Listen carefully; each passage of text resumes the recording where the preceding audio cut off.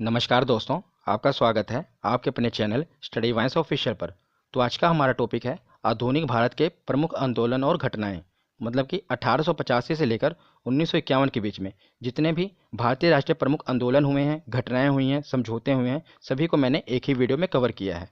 आजकल एग्जामिनर क्या कर रहा है, आधुनिक भारत के जितने भी आंदोलन हैं सभी को बहुत डीपली पूछ रहा है। इसलिए मैंने जितने भी आंदोलन हैं प्रमुख, होम रूल आंदोलन हो, लखनऊ पैक्ट हो, रोलेट एक्ट हो, खिलाफत आंदोलन हो, गोलमेज सम्मेलन हो, सभी को मैंने डीपली बहुत ही अच्छे तरीके से कवर किया है।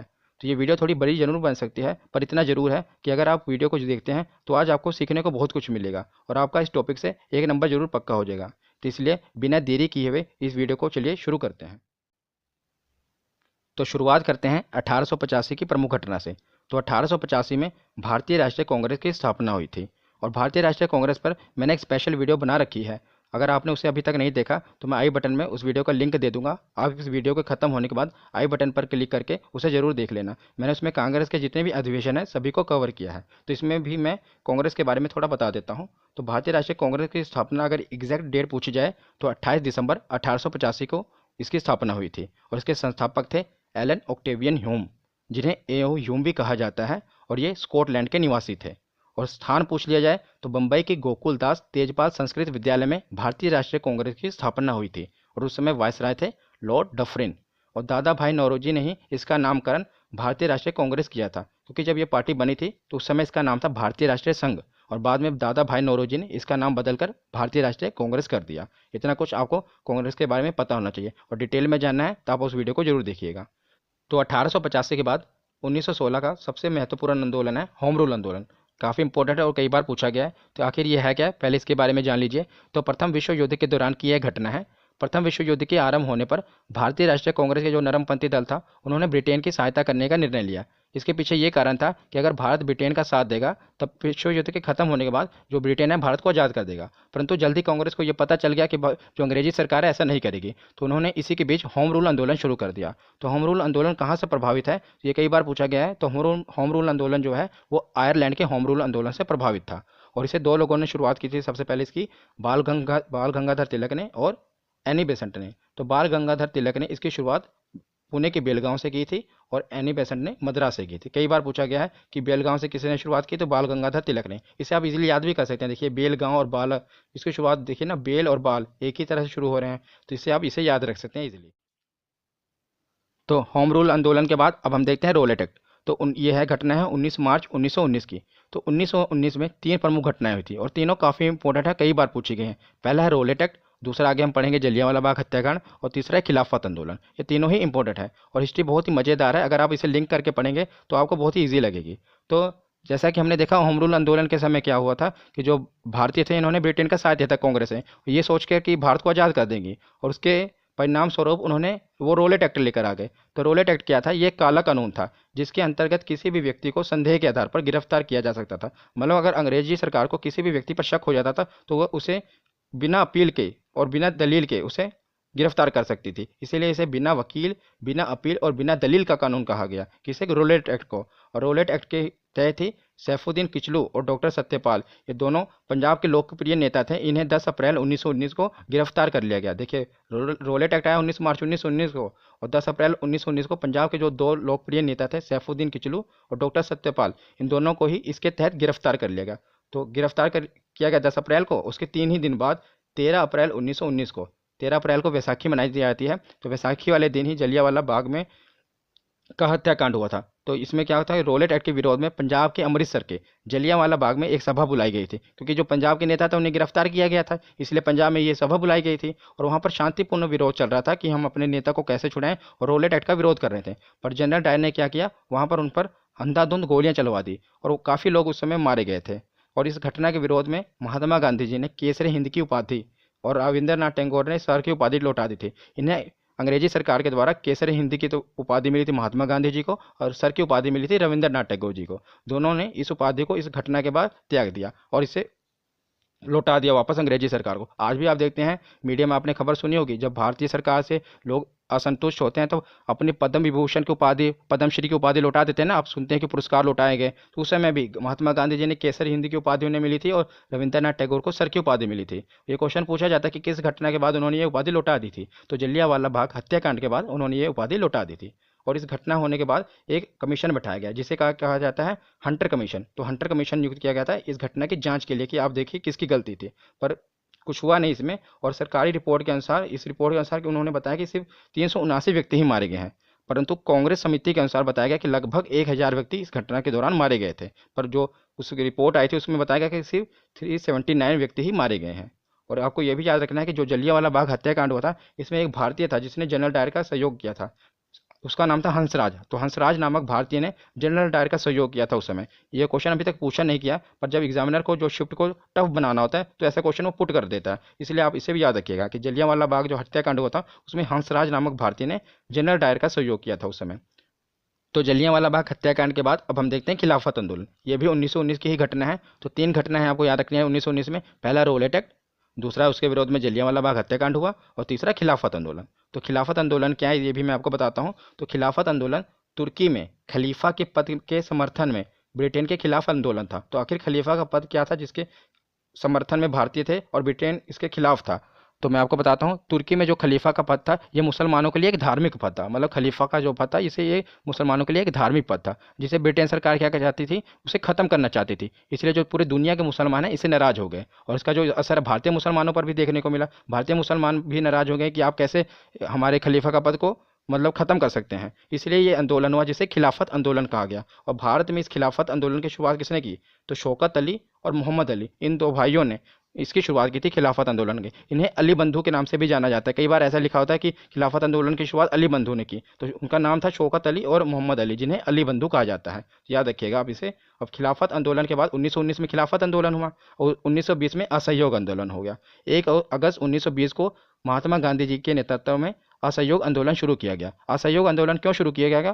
क्योंकि असहयोग आंदोलन इसलिए शुरू किया गया क्योंकि हंटर आयोग ने कोई फैसला नहीं लिया और खिलाफत आंदोलन से भी कोई बात नहीं बन रही थी। इसलिए 1920 को असहयोग आंदोलन शुरू कर दिया गया। और असहयोग आंदोलन का मतलब ही है कि अंग्रेजी सरकार का सहयोग ना करना। आप देख रहे हैं ना, इस असहयोग, असहयोग का मतलब क्या है कि अंग्रेजी जो सरकार थी उसका बिल्कुल सहयोग ना करना।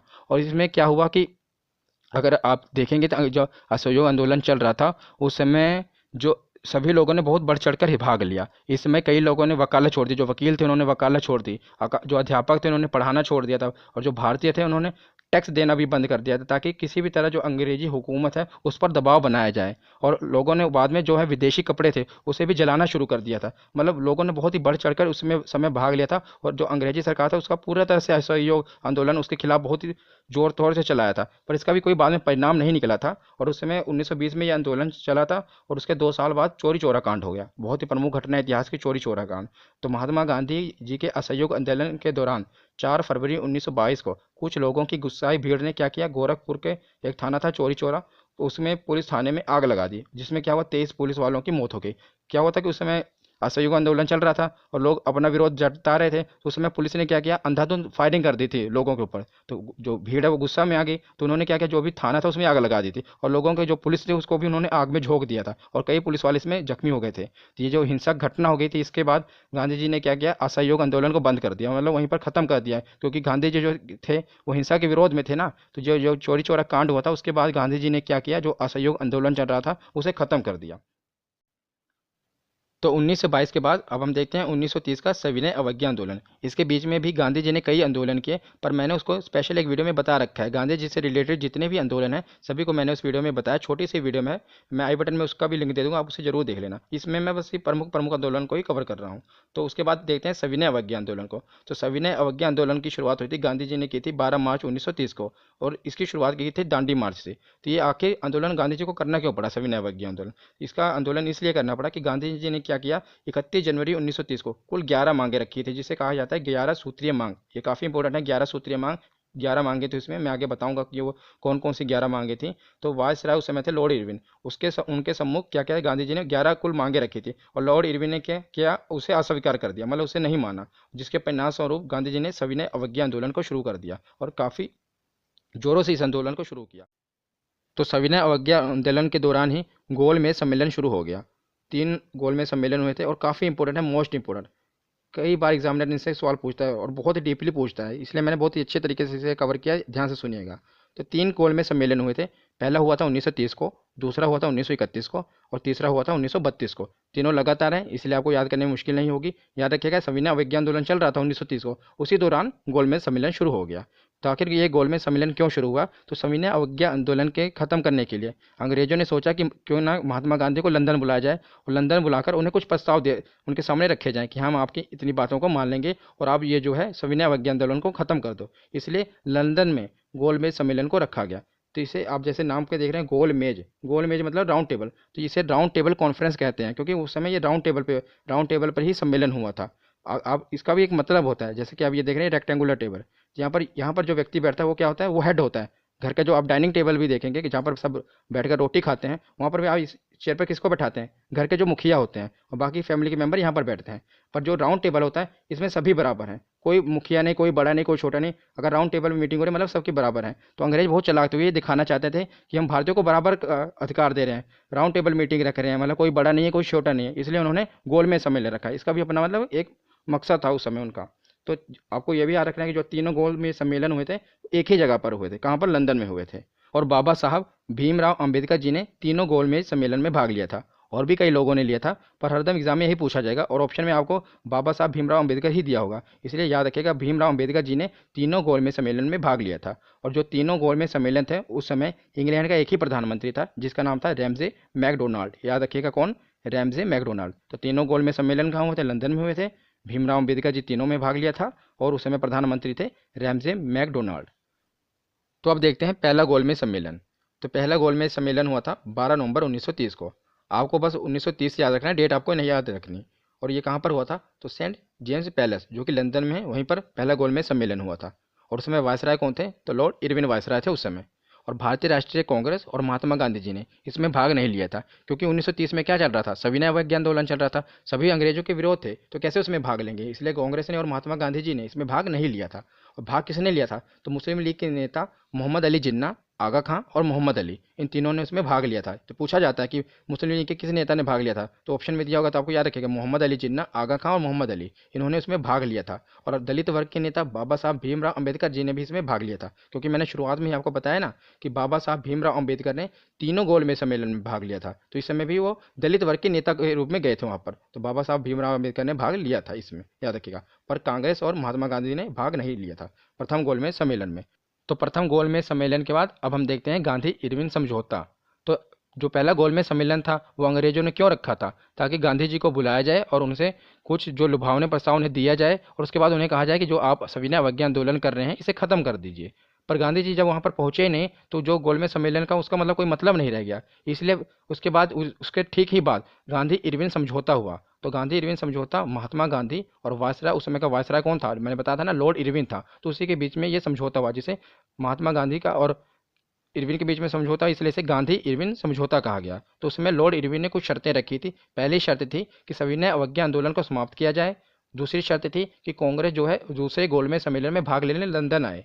और तीसरी शर्त थी कि जो ब्रिटिश सरकार का बहिष्कार किया जा रहा है, मतलब जो वहाँ का उनके सामान का बहिष्कार किया जा रहा है, वो ना किया जाए। तो ये 3 शर्तें लॉर्ड इरविन ने महात्मा गांधी के समक्ष रखी। तो महात्मा गांधी जी ने भी इसके बदले में क्या, वही अपनी 11 सूत्रीय मांग, 11 मांगे रखी थी। अगर आप अब मेरी ये 11 मांगों को मान लोगे तो मैं जो है सविनय अवज्ञा आंदोलन को खत्म कर दूंगा और दूसरे गोलमेज सम्मेलन में भी भाग लूंगा। पर उस समय अंग्रेजों ने क्या कहा कि हामी भर दी कि हाँ, हम आपकी 11 मांगों के मान लेंगे और आप दूसरे गोलमेज सम्मेलन में भाग लेने के लिए आ जाइए। पर बाद में उन्होंने इस मांग को माना नहीं और बाद में महात्मा गांधी जी ने भी तीसरे गोलमेज सम्मेलन में भाग नहीं लिया और फिर से सविनय अवज्ञा को आंदोलन को शुरू कर दिया। मैं आगे आपको बताऊंगा, बस आप इतना समझिए कि उस समय उसने हामी भर दी और गांधी और इरविन के बीच में ये समझौता हो गया कि गांधी जी दूसरे गोलमेज सम्मेलन में भाग लेंगे। तो अब हम देखते हैं, पहले 11 सूत्रीय मांग देख लेते हैं, क्योंकि ये काफ़ी इंपॉर्टेंट है। एग्जाम में कैसे पूछा जाएगा मैं आपको वो भी बता देता हूँ। कुल 11 मांग है जो गांधी जी ने उसमें इरविन के समक्ष रखी थी। और एग्जाम में आपको क्या होगा, 4 ऑप्शन आएंगे, उसमें से 3 मांगे होंगी और एक मांग है जो गांधी जी ने नहीं रखी होगी। और आपसे यही पूछा जाएगा कि इसमें कौन सा गलत कथन है। तो आप कैसे पता लगाएंगे?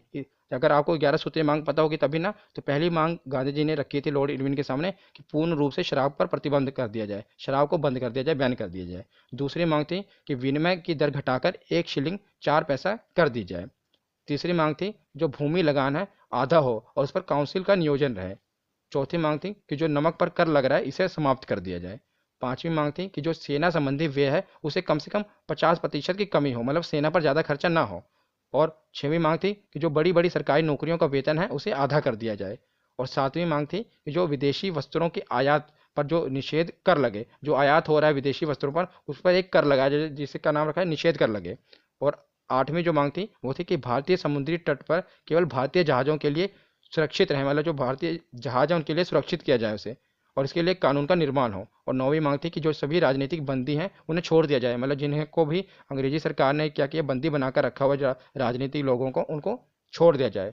और 10वीं मांग थी कि गुप्तचर पुलिस हटा दी जाए अथवा उस पर जनता का नियंत्रण रहे। मतलब अंग्रेजों ने क्या किया था ना, आपको पता है रोलेट एक्ट लगाया था, मतलब किसी को भी शक के आधार पर गिरफ्तार कर दिया जाए, जिसे गुप्तचर पुलिस कहा गया था। उसे उन्होंने गांधी जी ने कहा इसको हटा दिया जाए। और 11वीं मांग थी कि आत्मरक्षा के लिए हथियार की अनुमति दी जाए, कि अगर किसी भी व्यक्ति को अपनी रक्षा के लिए हथियार रखने की अनुमति दी जाए। ये कुल 11 मांगे थी जो उस समय गांधी जी ने इरविन के समक्ष रखी थी, इसलिए आपको इसे पता होना चाहिए। तो अब हम देखते हैं दूसरा गोलमेज सम्मेलन। तो दूसरा गोलमेज सम्मेलन हुआ था 1931 को। तो गांधी इरविन के बीच में समझौता हुआ, तो उसके समझौते के तहत क्या करना था कि गांधी जी को इस सम्मेलन में भाग लेना था। तो गांधी जी ने इस सम्मेलन में भाग लिया था। तो ये कहाँ पर हुआ था, तो सेंट पॉल पैलेस जो कि लंदन में है, क्योंकि तीनों सम्मेलन कहाँ पर हुए थे, तो लंदन में ही हुए थे। और उसमें वायसराय कौन था, तो लॉर्ड लिनलिथगो उस समय वायसराय था। पहले सम्मेलन में कौन वायसराय था, लॉर्ड इरविन, और दूसरे में लॉर्ड लिनलिथगो। तो कौन कौन से सदस्य ने इसमें भाग लिया था, तो मुस्लिम लीग की तरफ से मोहम्मद अली जिन्ना आए थे, और दलित वर्ग के नेता बाबा साहब भीमराव अम्बेडकर, इन्होंने तो तीनों ही सम्मेलन में भाग लिया था। और सबसे महत्वपूर्ण क्या है कि कांग्रेस की तरफ से प्रतिनिधि कौन आए थे, महात्मा गांधी। और महात्मा गांधी जी एस राजपूताना नामक जहाज से लंदन आए थे। एसएससी में कई बार पूछा गया है कि महात्मा गांधी जी किस जहाज से लंदन आए थे दूसरे गोलमेज सम्मेलन में भाग लेने के लिए, तो याद रखिएगा एस राजपूताना जहाज से। और जब महात्मा गांधी जी लंदन आए थे तो एक फ्रैंक मोरिस अंग्रेज व्यक्ति था, उसने गांधी जी को अर्धनग्न फकीर कहा था उस समय। याद रखिएगा, ये भी पूछा गया है कि गांधी जी को अर्धनग्न फकीर किसने कहा था, तो फ्रैंक मोरिस ने। जब गांधी जी दूसरे गोलमेज सम्मेलन में भाग लेने के लिए लंदन आए थे तो उस समय फ्रैंक मोरिस ने गांधी जी को अर्धनग्न फकीर कहा था। तो दूसरे गोलमेज सम्मेलन के बाद अब हम देखते हैं तीसरा गोलमेज सम्मेलन। ये इतना इंपॉर्टेंट नहीं है क्योंकि पूछा नहीं जाता, बस आप इसकी डेट याद रखिएगा। जो पहला 30 में हुआ था, दूसरा 31 में, ये 32 में, वह लंदन में ही था। तो उसके बाद जब दूसरे गोलमेज सम्मेलन के बाद जब गांधी जी ने भाग लिया, पर जो 11 सूत्रीय मांग रखी थी गांधी जी ने, उसको अंग्रेजी सरकार ने माना नहीं। उन्होंने बस इसलिए हमें भर दिया था ताकि गांधी जी गोलमेज सम्मेलन में भाग ले, पर जब उन्होंने माना नहीं तो कांग्रेस ने उसके बाद इसका भी बहिष्कार कर दिया। और मतलब फिर ये क्या हुआ, यह सम्मेलन भी पूरी तरह से असफल रहा इसमें, क्योंकि कांग्रेस ने भाग ही नहीं लिया, महात्मा गांधी जी ने भाग ही नहीं लिया। और उन्होंने फिर से जो सविनय अवज्ञा आंदोलन को थोड़े समय के लिए स्थगित किया था, उन्होंने फिर से उसकी शुरुआत की थी। तो यहाँ पर तीनों गोलमेज सम्मेलन खत्म होते हैं। अब उसके बाद हम देखते हैं पूना समझौता। तो पूना समझौता क्या है, जैसे 1930, 31, 32 तीनों सम्मेलन हुए, तो 1932 में क्या हुआ, पूना समझौता। क्योंकि महात्मा गांधी जी ने जब सविनय अवज्ञा आंदोलन दोबारा शुरू किया तो अंग्रेजों ने क्या किया, उन्हें जेल में डाल दिया। कहाँ के जेल में, तो यरवदा जेल, ये पुणे में है, वहाँ पर महात्मा गांधी जी को बंद कर दिया गया। तो उसी समय महात्मा गांधी जी और भीमराव अम्बेडकर जी के बीच में एक समझौता हुआ था जिसे पूना समझौता कहा जाता है। ये भी महत्वपूर्ण है। अभी जो आरआरबी के पेपर चल रहा है एनटीपीसी का, उसमें ये पूछा गया था कि जो पूना समझौता हुआ है ये किसके बीच में हुआ था, तो याद रखिएगा महात्मा गांधी और भीमराव अम्बेडकर जी के बीच में पूना समझौता हुआ था। कहाँ पर, यरवदा जेल में, क्योंकि उस समय गांधी जी को यरवदा जेल में बंद किया गया था। और इसका परिणाम क्या निकला, क्योंकि मतलब कि जो समझौता हुआ अम्बेडकर जी के बीच में और महात्मा गांधी जी के बीच में, इसका परिणाम क्या निकला, तो क्या हुआ, जो केंद्रीय विधानमंडल में दलित वर्ग के लिए जो सुरक्षित रिजर्व सीटें होती हैं उसे 18% बढ़ा दिया गया। आज भी आप देखते हैं ना कि लोकसभा राज्यसभा में एससी कास्ट हो या एसटी जाति के लिए वहाँ पर रिजर्व सीटें होती हैं, तो उस समय भी केंद्रीय विधानमंडल में दलित वर्ग के लिए सुरक्षित सीटों को 18% बढ़ा दिया गया। और जो प्रांतीय विधानमंडल था उसमें पहले दलित वर्ग की 71 सीटें थी, 71 थी, और जिसे बढ़ाकर 148 कर दिया गया। दोनों याद रखिएगा, पुनः समझौता। तो पुनः समझौता के बाद ये हुआ था अपना 1932 को। उसके बाद हम आते हैं सीधा 1940 में। तो 1940 में पाकिस्तान की मांग उठ पड़ी। तो पाकिस्तान की मांग किसने की, तो 24 मार्च 1940 को लाहौर का अधिवेशन हुआ था। इसकी मैंने चर्चा की थी ना कांग्रेस के अधिवेशन में, अगर आपने इस वीडियो को नहीं देखा जरूर देख लीजिएगा, मैंने सभी अधिवेशन की उसमें विस्तार से चर्चा की है। तो 24 मार्च 1940 को लाहौर अधिवेशन हुआ। मुस्लिम लीग ने इसमें पाकिस्तान की मांग की। मुस्लिम लीग के नेता कौन थे प्रमुख, मोहम्मद अपने जिन्ना साहब, उन्होंने ही इसकी मांग की कि हमें अलग पाकिस्तान चाहिए। तो उसके बाद 1947 को 3 जून 1947 को माउंट बेटन योजना आई। तो माउंट बेटन योजना के तहत उस समय वायसराय थे माउंट बेटन। तो 3 जून 1947 को वायसराय माउंट बेटन ने भारत के विभाजन की योजना रखी और उन्होंने भारत और पाकिस्तान को अलग कर दिया। तो भारत जो है 15 अगस्त 1947 को अपनी आज़ादी मनाता है और पाकिस्तान 14 अगस्त 1947 को अपनी आज़ादी मानता है। वो मानता है कि मैं 14 अगस्त 1947 को आज़ाद हुआ था पाकिस्तान।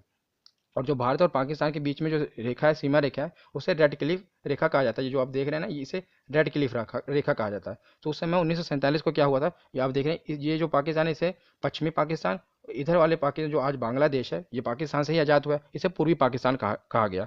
तो उस समय इसके जो रेड क्लिफ रेखा क्यों कहा जाता है, क्योंकि माउंटबेटन ने तो इसकी योजना रखी थी कि अलग कर दिया जाए, पर रेड क्लिफ को इसकी मतलब कार्यभार सौंप दिया कि आप पूरे भारत का जो है नक्शा, इसको भारत को पाकिस्तान से अलग कीजिए। तो वो बैठा, उसने नक्शा रखा। रेड क्लिफ कभी भी, आपको बात बता दूं कि रेड क्लिफ कभी भी भारत नहीं आया था, मतलब उसने ये नहीं देखा कि भारत में क्या है, कुछ नहीं, बस उसने नक्शा रखा और जो भी इस तरफ के थाने थे, मतलब सभी थानों को आपस में कनेक्ट कर दिया। अब आप देखते हैं ना, आपके इलाके का थाना होता है, उसमें उसने क्या किया, जो भी इधर के थाने थे सभी को आपस में खींच दिया, लाइन खींच दी, और इधर बैठा इधर भी लाइन में खींच दी, इधर भी थानों को मिला दिया और कहा कि ये पश्चिमी पाकिस्तान, पूर्वी पाकिस्तान हो गया और ये पश्चिमी पाकिस्तान हो गया।